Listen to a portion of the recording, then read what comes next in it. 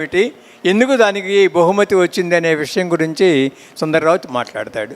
తర్వాత నరసింహారెడ్డి గారికి సన్మానం ఉంటుంది. అందరికీ నా హృదయపూర్వక నమస్కారాలు. డాక్టర్ నాగభైరవ కోటేశ్వరరావు గారి పేరుతోటి 2018లో ఒంగోలు కేంద్రంగా ఏర్పాటు చేసినటువంటి నాగభైరవ సాహిత్య పీఠం, ఈ పీఠం తరఫున మా అన్నగారు డాక్టర్ నాగభైరవ ఆదినారాయణ గారు, వారు మంచి కవి రచయిత, ఇప్పుడే చెప్పారు మన బూసురుపల్లి వారు మట్టిబండి ఆదినారాయణ గారు అని, అది నిజం కూడా. అలాంటి ఆదినారాయణ గారు ఈ సంస్థకు అధ్యక్షులుగా ఉండి ప్రతి సంవత్సరం కూడా క్రమం తప్పకుండా సాహిత్యంలో మొదటి బహుమతి, ద్వితీయ బహుమతి వివిధ ప్రక్రియలకు ఇస్తున్నారు. అట్లాగే కళారంగంలో విశేషమైనటువంటి సేవలు చేసిన వారికి మరొక కళారంగ పురస్కారం ఇస్తున్నారు. ఇప్పుడు జరిగేటువంటి నాగభైరవ సాహిత్య పురస్కారానికి ప్రథమ బహుమతి పొంది ఎంపికైనటువంటి వారు సుప్రసిద్ధ కవి, అలాగే తెలంగాణ ప్రభుత్వంలో డిప్యూటీ కలెక్టర్గా వ్యవహరిస్తున్నటువంటి వారు, ప్రస్తుతం తెలంగాణ శాసన మండలి చైర్మన్ అయినటువంటి గుత్తా సుఖేందర్ రెడ్డి గారికి పర్సనల్ సెక్రటరీగా పనిచేస్తున్నటువంటి శ్రీ ఏనుగు నరసింహారెడ్డి గారు ఈ ప్రథమ బహుమానానికి ఎంపికైనట్లుగా ముగ్గురు జడ్జీలు సమిష్టి నిర్ణయంతో ఆ ఎంపిక జరిగింది. ముందుగా మనందరం కూడా వారిని హర్షధ్వానాలతో అభినందిద్దాం ఏనుగు నరసింహారెడ్డి గారిని. ఇక్కడ అవార్డు స్వీకరించేటువంటి నరసింహారెడ్డి గారు, అవార్డు ఇస్తున్నటువంటి ఆదినారాయణ గారు, లేదా అవార్డును ప్రదానం చేస్తున్నటువంటి మా దాత, విఖ్యాత దాత శ్రీ గొల్లపల్లి సుబ్బారావు గారు, వీళ్ళందరూ కూడా ఏమిటంటే తెలంగాణకి ఆంధ్రాకి ఇంకా అనుబంధం అలాగే ఉన్నది. రాష్ట్రాలు అయితే విడిపోయినాయి కానీ గుండెలు విడిపోలేదు, గుండెల్లో ఉండే మమకారం విడిపోలేదు. అక్కడ ఇక్కడ సాహిత్యం పరిమళిస్తూనే ఉంది, ప్రకాశిస్తూనే ఉందని చెప్పడానికి ఈ అవార్డు నరసింహారెడ్డి గారిని వరించిందేమో అని నేను అనుకుంటున్నాను. అంటే కావాలని వారికి ఇచ్చింది కాదు, వాస్తవానికి ఆ పూలవాన్ అనేటువంటి పుస్తకం చాలా గొప్ప క్రైటీరియా ఉన్నటువంటి పుస్తకం. ఎందుకు ఆ పుస్తకం అవార్డు పొందిందో 2 మాటల్లో మీకు చెప్తాను.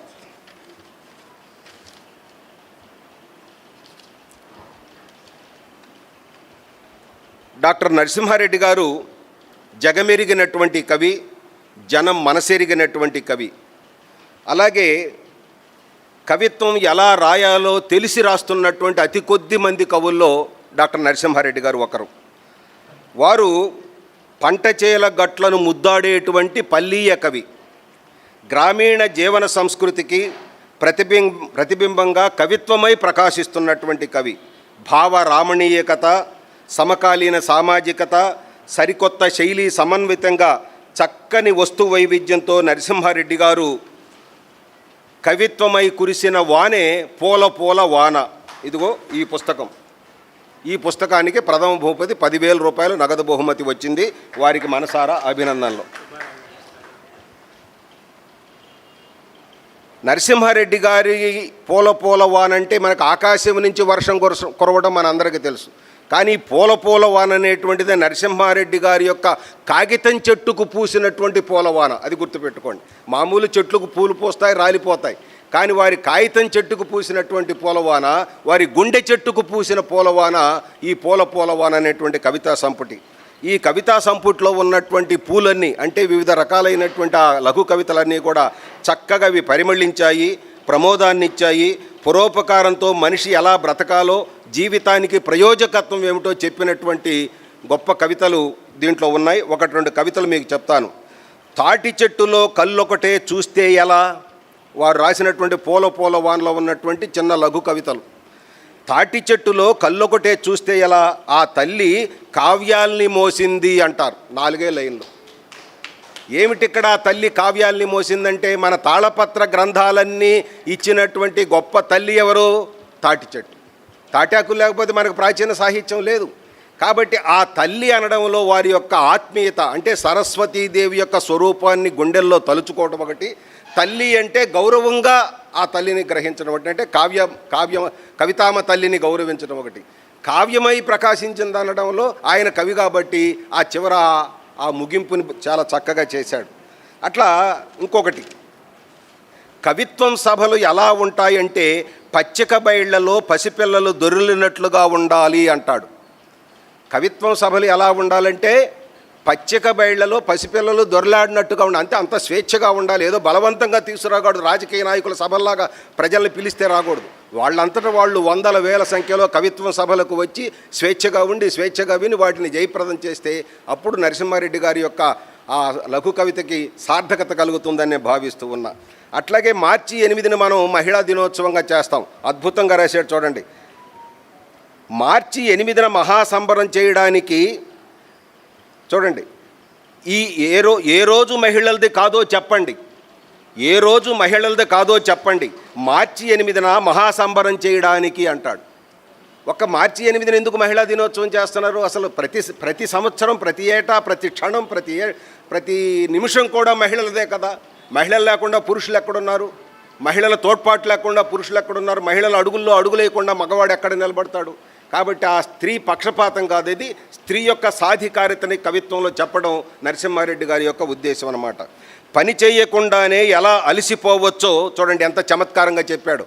పని చేయకుండానే ఎలా అలసిపోవచ్చో సచివాలయానికి వచ్చి తెలుసుకోవచ్చు అన్నాడు.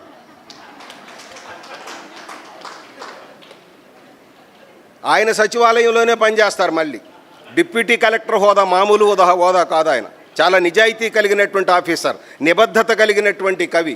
కవికి నిర్భీతి ఉండాలి, నిజాయితీ ఉండాలి, నిబద్ధత ఉండాలి. ఆ మూడు ఉన్నటువంటి కవి నరసింహారెడ్డి గారు. కాబట్టి దానికి మళ్ళీ వ్యాఖ్యానం పనిలేదన్నమాట. అట్లాగే ప్రకృతి పూసిందని కాదు, పాప నవ్విందని కురిసింది ఈ పూల వాన అంటాడు. ప్రకృతి నవ్విందని కాదు, పాప నవ్విందని కురిసింది ఈ పూల వాన అంటాడు. ఇట్లా చాలా ఉన్నాయండి చెప్పాలంటే. ఇప్పుడు మనకు సమయం లేదు కాబట్టి ఇంకొక 2 మాత్రం చెప్తాను. హృదయాన్ని కదిలించేటువంటి లఘు కవితలు. హృదయం పూర్తిగా పునీతం కావాలంటే రెప్ప మూయకుండానే కారిపోయేంత కన్నీరు కావాలి అంటాడు. హృదయం పూర్తిగా పునీతం కావాలంటే రెప్ప మూయకుండానే కారిపోయేంత కన్నీరు కావాలి. అది కవికి ఉండవలసిన ఆర్ద్రత. ఊరికనే కలం పట్టుకుంటే కవిత్వం రాదు. బస్టాండ్లోనో లేకపోతే బెడ్రూమ్లోనో కూర్చొని రాసేది కవిత్వం. ముందు హృదయం ఉండాలి. ఆ రాసేటువంటి కవికి ఆర్ద్రత ఉండాలి. సమాజాన్ని చూసి సమాజం మూలాల్లోకి వెళ్ళి ఆ సమస్యలను తెలుసుకొని కవి రాస్తే అలాంటి ఆర్ద్రత అద్భుతంగా ఉంటుంది. అలాంటి మా నరసింహారెడ్డి గారికి అవార్డును ప్రదానం చేయాల్సిందిగా కోరుతూ చివరిగా ఒక అద్భుతమైనటువంటి లఘు కవి చెప్పాడు. కొడుకు సమాధి మీద పొండు పెట్టి తినుకొడక అంది. కొడుకు సమాధి మీద పొండు పెట్టి తినుకొడక అంది, దుఃఖం అవతారమెత్తిన తల్లి. ఇది చదివితే కళ్ళమిడి నీళ్ళు ఆగలేదు. ఇప్పుడు కూడా కన్నీళ్ళు తమాయించుకున్నాను కానీ కళ్ళమిడి నీళ్ళు ఆగలేదు. అది కొడుకు సమాధి మీద పొండు పెట్టి తినుకొడక అంది, దుఃఖం అవతారమెత్తిన తల్లి. ఎంత గొప్ప లఘు కవిత ఆలోచించుకోండి. ఇలాంటివన్నీ కూడా ఈ పూలవాన అనేటువంటి పుస్తకం నిండా పరుచుకొని ఉన్నాయి, ప్రతి పేజీలో ఉన్నాయి. వారు పుస్తకాలు తెచ్చుంటే కొంతమందికి ఇస్తారు, ఆ తర్వాత అభిమానులు కొంతమంది ఆయన ఫ్రీగా పంపిస్తారు, దయచేసి చదవండి. అలాంటి మంచి పుస్తకానికి, లఘు కవితల సంపుటికి ఈ సంవత్సరం నాగభైరవ సాహిత్య పురస్కారం ఇచ్చినందుకు నాగభైరవ సాహిత్య పీఠం వారికి, న్యాయ నిర్ణేతలకి హృదయపూర్వకమైనటువంటి ధన్యవాదాలు తెలియజేస్తున్నాను. నరసింహారెడ్డి గారిని సత్కరించాల్సిందిగా కోరుతూ ఉన్నాను.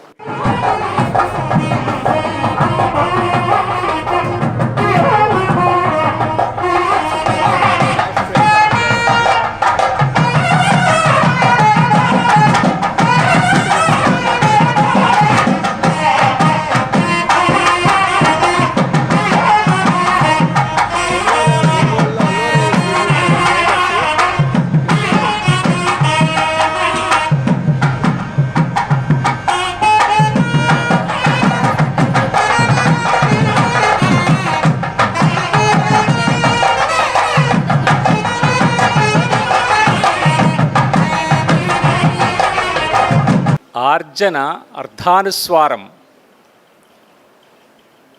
ఆస్తి పూర్ణానుస్వారం, బహువ్రీహి సమాసాల సారం, బతుకులో నేను చేరనోచని తీరం, జీవితంలో నన్ తత్పురుషలనంతం, జీతం 1వ తారీఖునే అంతం, చేసేది తెలుగు మాస్టారీ గిరి, ఈదేది కావ్యసుధా లహరి, వ్యవహారికము గ్రాంధికము కాని వాక్యాలు దిద్దడం తప్పనిసరి, కాలేజీలో నా వేషం దేశ్యం, బీరం సుందర్రావు గారిలాగా, క్లాసు రూములో చెప్పేది గ్రాంధికం, అది విద్యార్థుల చెవులకు అన్యదేశ్యం అని అద్భుతమైన కవిత ఒకటి జీవన వ్యాకరణం రాయడానికి నాగభైరవ గారు ఎన్ని సంవత్సరాలు తీసుకున్నారో నేను ఊహించగలను.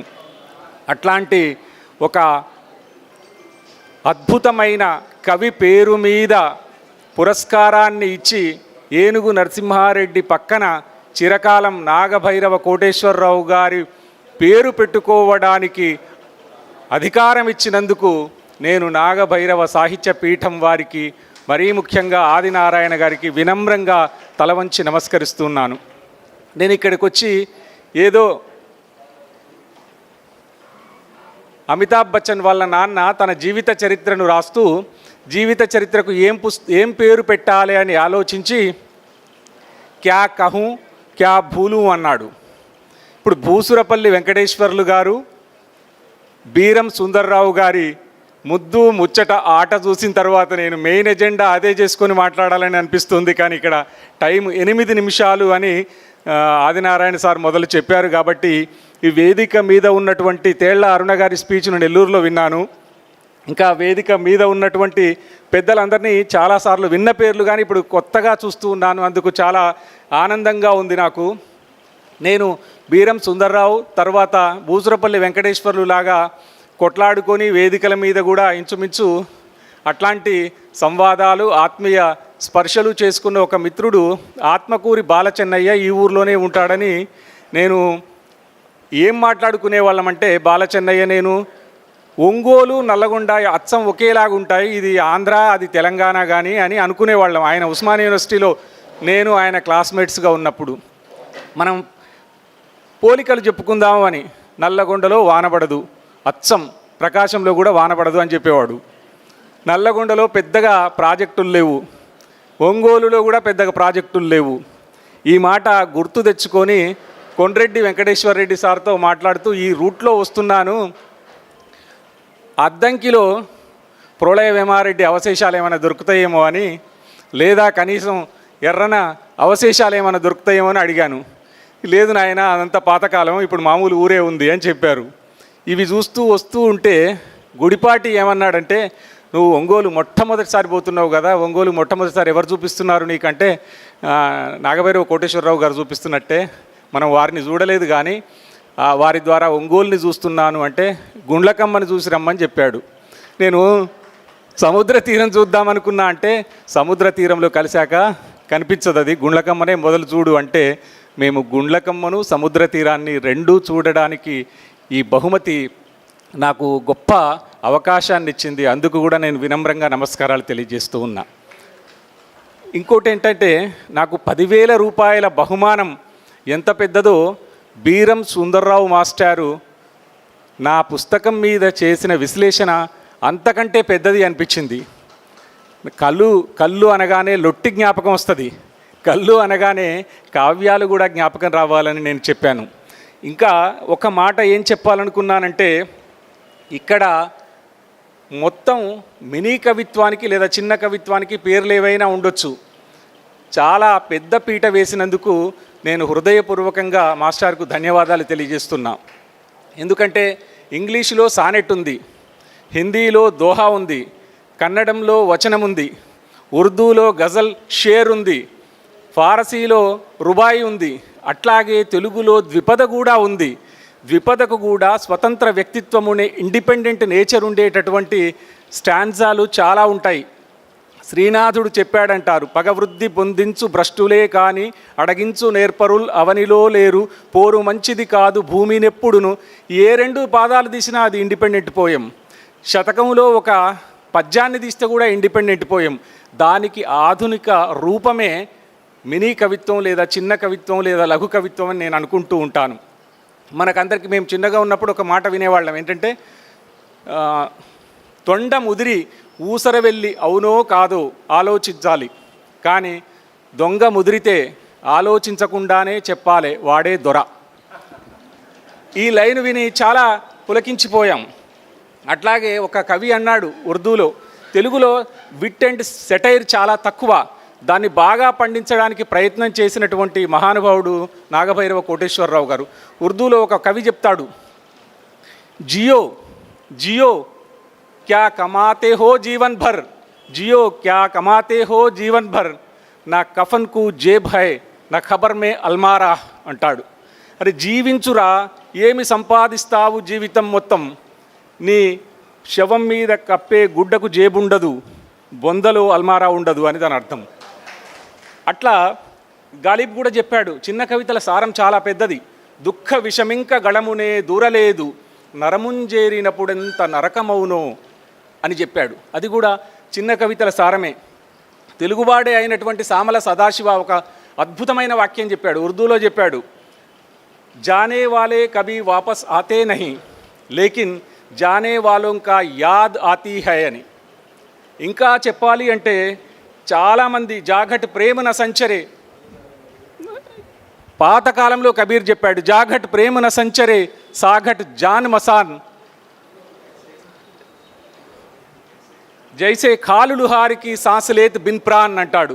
ఇట్లాంటి చిన్న చిన్న పోయమ్స్లో ఉండేటటువంటి పెద్ద సారాన్ని ఇటీవలి కాలంలో హిందీలో ఉర్దూలో ప్రూవ్ చేస్తున్నటువంటి వ్యక్తులు చాలామంది ఉన్నారు. తెలుగులో దాని లోపం చాలా ఉంది. ఆ లోపాన్ని పూరించడానికి ఈరోజు నాగభైరవ పురస్కారాన్ని మినీ కవిత్వానికి ఇచ్చినందుకు నేను వారికి హృదయపూర్వకంగా ధన్యవాదాలు తెలియజేస్తూ, నాకు ఒక గొప్ప గౌరవంగా ఇది భావిస్తూ, నా బాధ్యత పెరిగింది అని నేను ఫీల్ అవుతూ ఉన్నాను. నేను రాసే ప్రతి వాక్యంలో ఫీల్ అయింది తప్ప వేరేది రాయను. కాబట్టి ఆ ఫీలింగ్ను గుర్తుపట్టినందుకు, ముఖ్యంగా ఇక్కడ కొత్త కవి మిత్రులు, కొత్త వాళ్ళు కాదు, పాత కవి మిత్రులు. నిజానికి అంకమ్మరావు గారు నేను వేదికల మీద పరస్పరం కలవలేదు, కానీ జూమ్లలో చాలాసార్లు కలిసాం. ఇప్పుడు వేదిక మీద వారి స్వరమాధుర్యాన్ని ఆస్వాదించి నేను అబ్బురపడిపోయాను. వేదిక మీద ఉన్న మిత్రులందరికీ, పెద్దలకు అందరికీ నమస్కారం తెలియజేస్తూ ధన్యవాదాలు. నిజానికి